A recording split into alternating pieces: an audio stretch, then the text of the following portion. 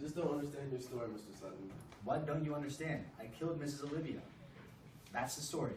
That's the truth. I get that. It just doesn't add up. You have no criminal record. You're the current leader of the Pacifist Group of America, an organization which promotes non-violence. And now you claim to have committed a murder, which goes completely against everything you believe in. So tell me the truth. What happened on that night of May 2nd, 2014? Objection. Listen, Your Honor. My client is telling the truth. Please, just respect the facts and let's get on with the case. Listen, man. I want to finish up this case too, but I'm not going to let the truth slip by me. Not on my conscience. Now, I choose to cross-examine the defendant, and I have every obligation to ask these simple, standardized questions. If you are not willing to comply with this procedure, you might as well... He is harassing the defendant. Order in the court. Order in the court. Ms. Lenny, Mr. Cam's actions are completely justified. Please let him continue his questioning. Yes, Your Honor. Thank you, Your Honor. Now, as I was saying to Mr. Sutton, I want you to tell me what happened that night of May 2nd, 2014.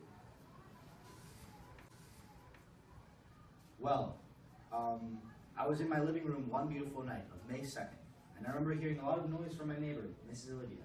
So I walked over to knock on the young lady's door.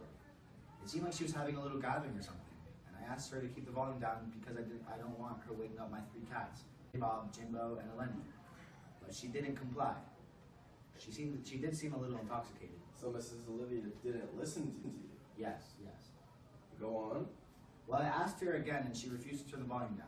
Now, at this point, I was getting a little frustrated, so I asked her one more time, and she said, "Or else what?" And I said that I'll call the cops for a noise complaint. She then called me a pussy and threatened me by saying that she'll have her 6'6", 250-pound African-American boyfriend kick my ass if I call the cops. She threatened you? Yes, she did. Go on. I was a little frightened, so I walked back to my apartment. I sat in my living room for about 20 minutes thinking. Thinking about what? About all those times I was picked on as a kid. I remember being called faggot and queer because I wasn't into girls back then. I was a virgin and I still am. Anywho, all that pent-up aggression drove me to pick up a knife. So I did. And I walked over to Mrs. Olivia's house and knocked on the door. She opened the door and I jumped right on her. All of her party guests were outside on her balcony, and the music was so loud they couldn't hear her scream.